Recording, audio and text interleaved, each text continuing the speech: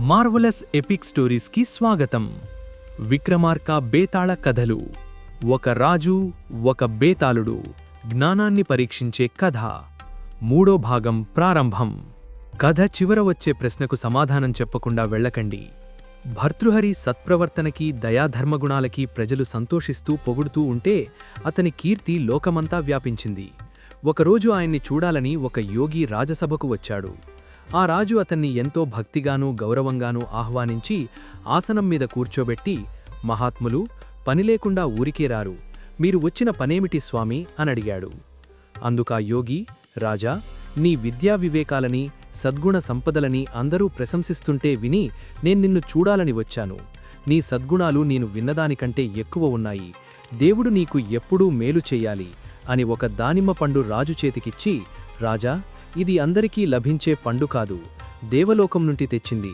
ఇది నెవరు తింటారో వారెప్పుడూ యవ్వనవంతులుగానే ఉంటారు, ఆరోగ్యంగా ఉత్సాహంగా ఉంటారు.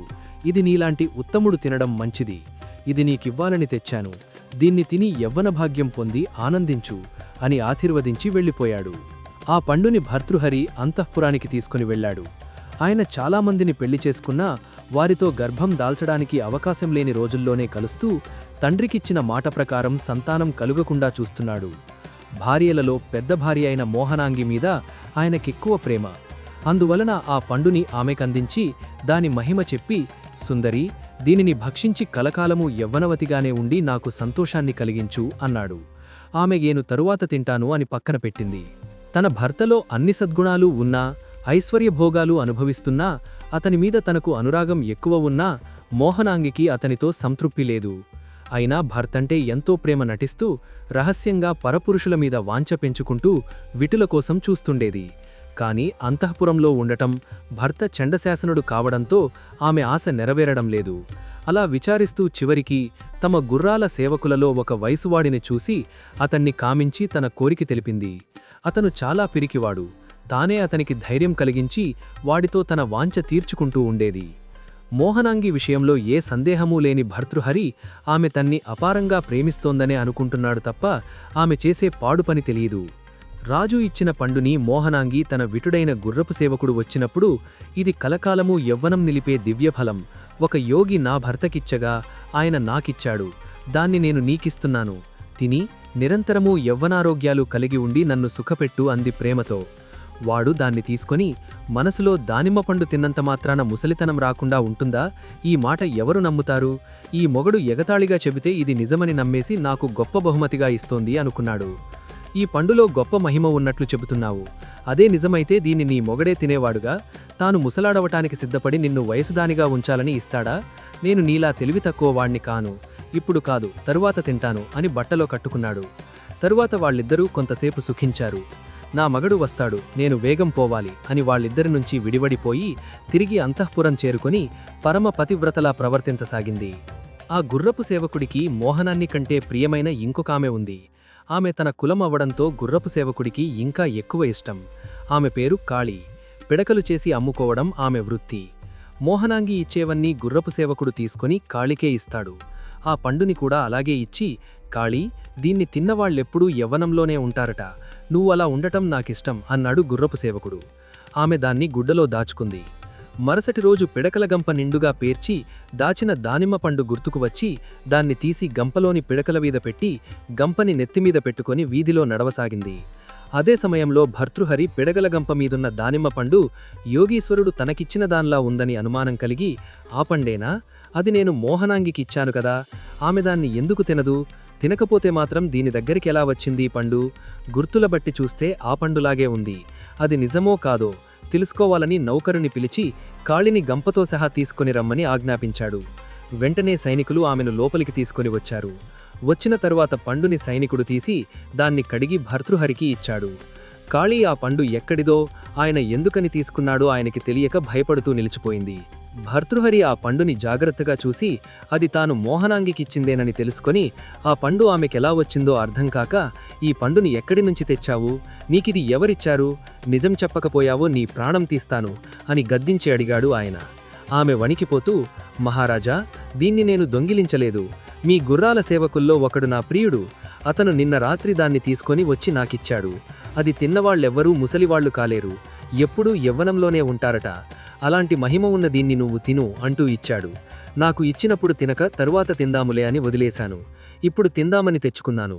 ఇప్పుడు మీరు పిలిచారు అన్నది. ఆ పండు నా ప్రియునికెలా వచ్చిందో నాకు తెలియదు. ఇది నిజం, ఇంతకంటే నీకు ఏమీ తెలియదు అని ఏడుస్తూ చెప్పింది. వెంటనే రాజు ఆ గుర్రపు సేవకుణ్ణి అక్కడికి పిలిచి, ఈ పండు నీ దగ్గరికి ఎలా వచ్చింది? నిజం చెప్పు, లేదంటే నీ ప్రాణం తీస్తాను అని అడిగాడు. రాజుగారు గద్దించేసరికి వాడు భయంతో నిజం చెప్పాడు.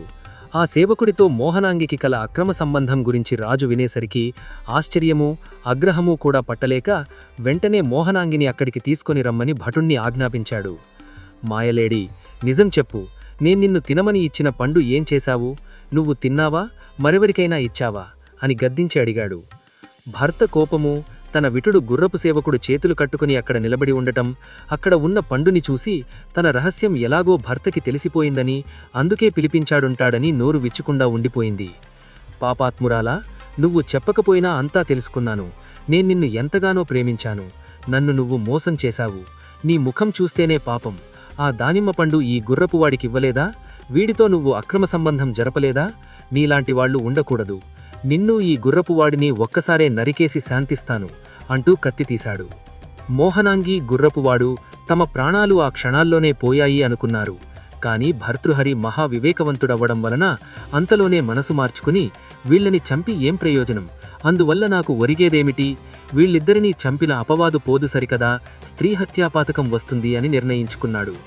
మీరు చేసిన నేరానికి మిమ్మల్ని నరికేయాలి, కాని నేనలా చెయ్యకుండా వదిలేస్తున్నాను. కనుక ఇక్కడికైనా పోయి నిర్భయంగా భార్యాభర్తల్లా బ్రతకండి, పోండి, ఈ దేశంలో ఉండకండి అని ఆజ్ఞాపించాడు. వెంటనే వాళ్ళిద్దరూ రాజసభను వదిలి వెళ్లారు. స్త్రీల వద్దకు పోక ఎవరు ప్రవర్తిస్తారో వారు బుద్ధిమంతులు.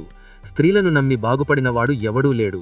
ఇంక జీవితకాలమంతా పెద్దలతో సాంగత్యం చేస్తూ భగవంతుడి ఆరాధనలో గడపడమే కర్తవ్యం అని నిర్ణయించుకొని భర్తృహరి అంతఃపురానికి పోయి భార్యలందరినీ పిలిచి జరిగిన వృత్తాంతమూ తన నిర్ణయమూ చెప్పి, ఇంక మీరు మీ ఇష్టానుసారం చేసుకొనండి.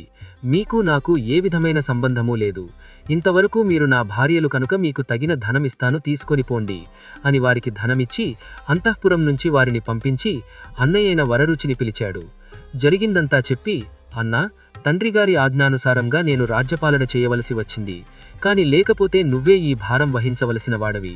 నేనిప్పుడు రాజ్యం వదిలేశాను కనుక నువ్వే దీన్ని పాలించు అని వెంటనే నగరం విడిచిపెట్టి వెళ్ళిపోయాడు.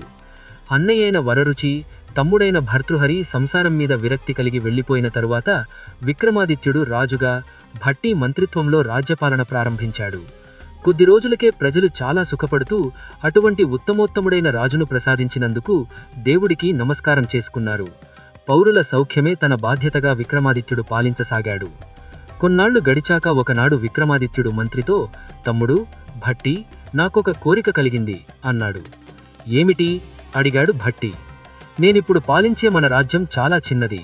దీన్ని బాగా పెద్దది చేసి రాజ్యాన్ని పాలించడం మంచిది అని నా అభిప్రాయం.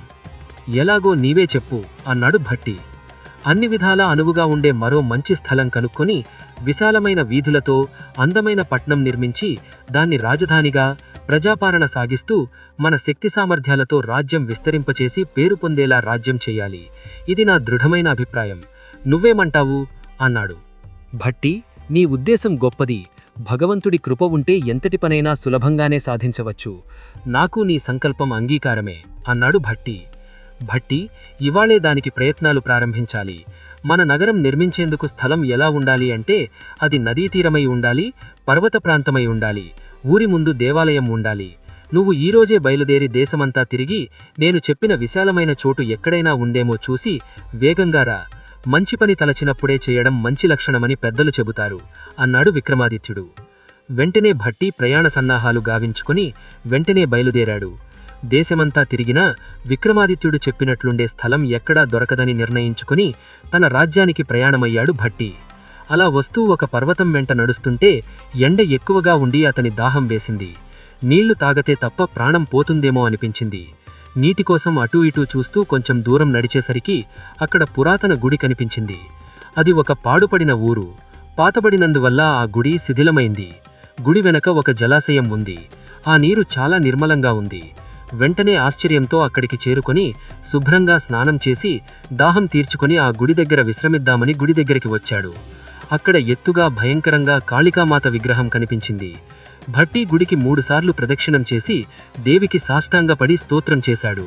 ఆ తరువాత గుడిలోంచి బయటకు వచ్చి చల్లని చెట్ల నీడలో కూర్చొని ఆ ప్రదేశం గురించి ఆలోచిస్తూ ఉంటే దేవాలయానికి ఎదురుగా దూరంగా ఒక స్తంభం మీద అతని దృష్టి పడింది. వెంటనే లేచి దాని దగ్గరకు వెళ్ళాడు. అది ఒక పురాతనమైన శిలాశాసనం. ఆకులను తీసుకొని అక్షరాల మీద దుమ్మును ధూళిని దులిపి చదవడం ప్రారంభించాడు. తరువాత ఎపిసోడ్లో శిలాశాసనంపై ఏం రాసి ఉందో తెలుసుకుందాం. ఈ ప్రశ్నకు జవాబును కామెంట్లలో చెప్పండి. భర్తృహరి వైరాగ్యంతో రాజ్యం విడిచిపెట్టాలని నిర్ణయించుకున్నప్పుడు వరరుచి ఎందుకు రాజ్యాన్ని అంగీకరింపక విక్రమాదిత్యుడికి పట్టాభిషేకం చేయమని సలహా ఇచ్చాడు? ఈ కథ మీకు నచ్చితే లైక్ చేయండి, షేర్ చేయండి మరియు మార్వెలస్ ఎపిక్ స్టోరీస్ని సబ్స్క్రైబ్ చేయడం మర్చిపోకండి.